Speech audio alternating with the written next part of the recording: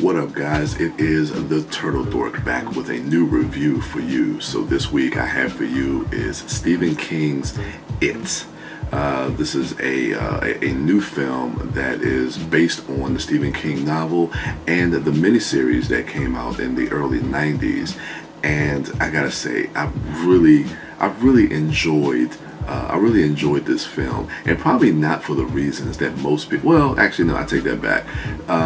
As I talk about this film, it probably is for those same reasons, but the horror elements didn't work as much for me as the elements of the kids and the chemistry and the coming of age aspect of this film. So let's get into the opening scene.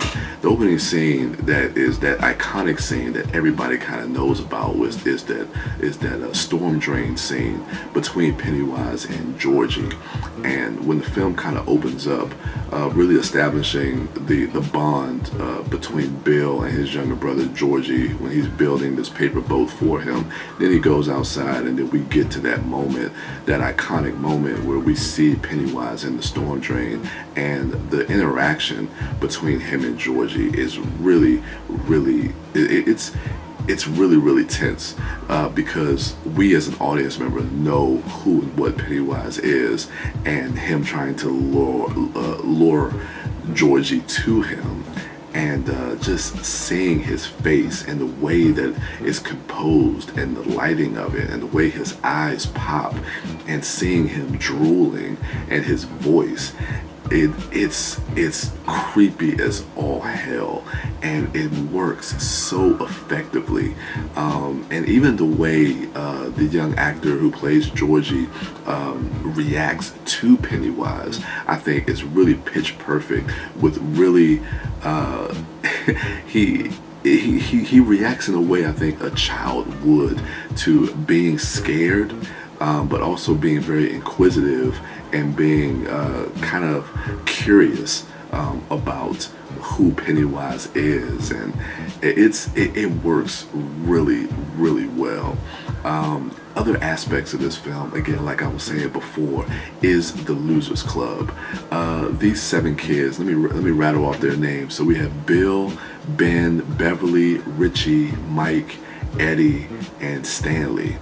And yeah, to have these kids, what I really liked about the Losers Club and all of these characters is that these are really fully realized kids, and they were what Andy Muschietti was able to do was really capture the essence of the late 80s and what it felt like to be a kid between, like, I guess, like the ages of like 11 to 13, because that kind of falls right in kind of like my generation, because around that time I was about 11 years old, so I could really identify with these kids and going outside and playing during the summertime, and kind of like just riffing on your friends and having this back and forth. I thought, like, who was it, Richie and Stanley have like this nice back and forth, and Richie is the one who's like the jokester. He talks all the time, and that's played by Finn Wolfhard, who's also from Stranger Things, and I thought he was really good. I thought that Jaden LeBerher, who plays Bill, I hope I'm pronouncing his name right, I thought his performance was really spot on. He was able to really bring a sincerity, and all these kids do, but really with Bill, because he's almost kind of like the centerpiece of this story, especially with what happened with Georgie. And then there's like a love triangle that we kind of get between Bill, Ben, and Bev. I mean, all these characters, and then we have Mike, who had his whole story with what happened with his parents. Man, it's crazy. It's so many different characters. There's 7 kids in this Losers Club, but again, all of these characters get their moments. They get their moments to shine. They get their moments for their stories to be told without it feeling rushed, and I absolutely loved that aspect of the story. and even going into their individual arcs, is the fact that with the character of it and the story of it is the fact that Pennywise feeds off their fears, and we get to see what these kids are afraid of, and how Pennywise tries to use and exploit their fears to really kind of make them vulnerable so that he can get closer to them. And it just, and the way those scenes play out, I thought was really, really, really effective, especially the ones with Mike in the alley, and then the ones with what's his name, Eddie. I thought the one with Eddie when he goes past the house is really, really effective, and then also the one with Ben in the library I thought was really, really effective. And again, I'm not going to go too much into spoilers, but I'm just going to say that a lot of these moments with the kids and with Pennywise and the kids and those scary moments really are very effective. Now, going to Pennywise, plays by Bill Skarsgård. Let me get his name right. Yeah, Bill Skarsgård. He was really, really good. Now, a lot of people, it almost kind of reminds me of kind of like the Batman thing with Jack Nicholson and Heath Ledger, where like Jack Nicholson was the staple of the cinematic Joker until Heath Ledger came along and just kind of blew that out the water with his portrayal as the Joker in The Dark Knight.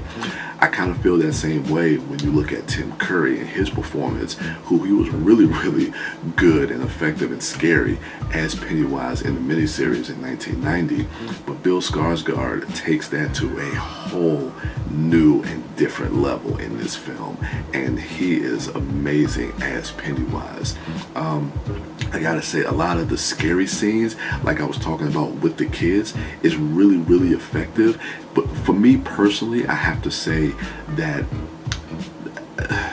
I didn't find the film like the jump scares are there, but the movie is not reliant on the jump scares, and that's one thing that I really appreciate about this film, and one thing I appreciate about these better made horror films that really kind of focus more on character and story, and the horror comes from the environment that they're in and the situations that they're in, and not just reliant on just these jump scares where you have just these two-dimensional paper thin characters. And but the jump scares are there, but I gotta say, and I'll say this too, it probably has a lot to do with the crowd that I saw this film with. A lot of people have been saying their experiences with watching this film. Unfortunately for me, I think I probably saw this film with the dullest and most boring crowd ever. They just didn't respond to a lot of the horror elements of this film, and not saying, I don't want to say that affected me, because a lot of the moments, the moment in the garage with the slideshow was a really scary moment, and then there's some other moments also inside that abandoned house that I thought really worked as well. But again, for me and my money, what really excited me and is making me really fall in love with this film are these characters and the chemistry between these characters, more so than the horror elements of the story.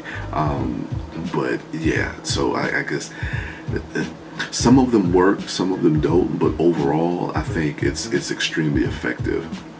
But going to that point, I gotta say the third act of the film, it kind of falls into kind of the same kind of tropes that we've seen in a lot of other just really studio films and horror films. I mean, it really just feels like a big action sequence between the kids and Pennywise. There are some scary moments in that, and there's some really good moments too, especially with Bill. I don't want to. This ain't a spoiler review, so I'm not going to spoil anything. But there are some really powerful emotional moments in that third act with the character of Bill, and that's what I like, is that this movie, there's emotional stakes for these kids in this film.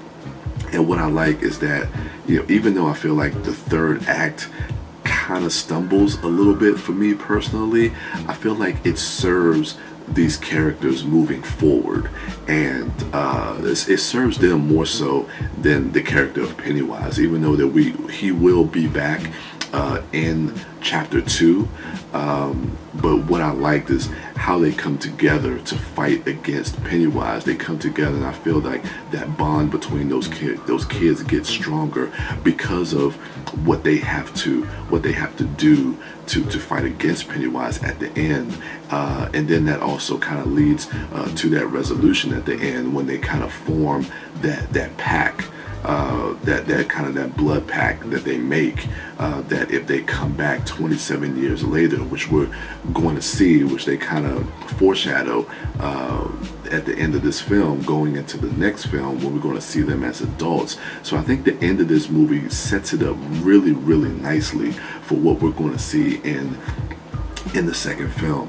So yeah, man, I really, the more I think about it, the more I really start to like this film more and more.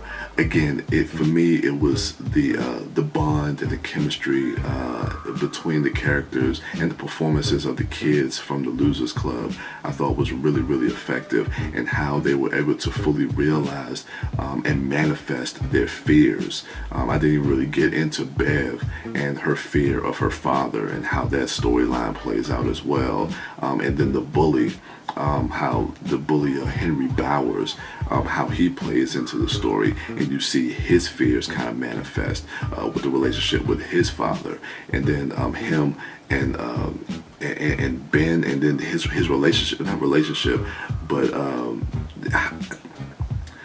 it's horrific. It's horrific how he bullies Ben. Like, there's some things that happen where I've been bullied at that age, but I've never been bullied like that. Like that, oof, there's one specific thing that he does where I'm just like, wow, do people really do that? Like that? Like, that's some criminal shit right there. Like, you can go to jail for some stuff that you're doing. But then also the dynamic between him and Mike. And I know there's more of a backstory between him and Mike and their family and the Bowers family, from what I've heard about in the books. But so there's a lot of stuff that I'm hoping that they tap into in the second film, that they'll explore a little bit deeper. But yeah, again, I'm just kind of rambling. But there's so many elements in this movie that I feel like works so well. But yeah, guys, so I'm gonna go ahead and give this a score. I'm gonna give this a solid A, man. I'm gonna give this a 90 out of 100. It didn't completely work because of some of the things that I didn't really feel kind of like they nailed in the third act, but that pales in comparison to everything that does work in this film, and it's definitely worth your time and your money to go check this film out. So yeah, go ahead and let me know what you thought of it in the comments below. Go ahead, rate, like, subscribe, and share, and go ahead and check out my other dorks at MouthDork, at the Disco Dork, and at Sidewalk Siren. And as for me, I am the Turtle Dork, and with that, your boy is out.